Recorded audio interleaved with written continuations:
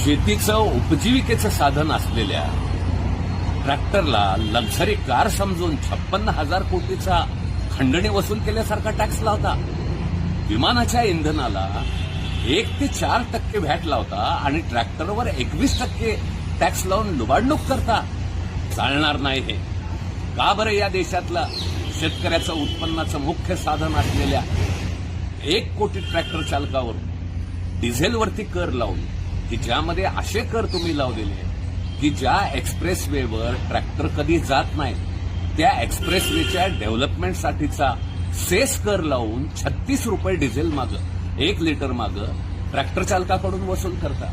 2001 साली लावलेला कालमेटी टॅक्स जो प्रासंगिक होता 25 वर्षापासून अव्याहत तो चालवला आता.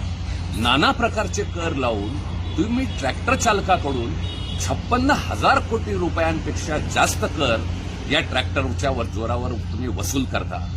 अहो, जगभरामधल्या अनेक देशात शेतीला चालना देण्याकरता या ठिकाणी टॅक्स फ्री डिझेल देण्याची तरतूद आहे. 9 देशांमध्ये टॅक्समध्ये सवलत शेतीसाठी वापरल्या जाणाऱ्या ट्रॅक्टरसाठी वापरल्या जाणाऱ्या डिझेलला सवलत दिली जाते.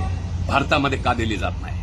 हा शेतकऱ्याशी आर्थिक युद्ध खेळण्याचा प्रकार कुठवर चालणार आहे? ट्रॅक्टर चालकांनो जागे व्हा.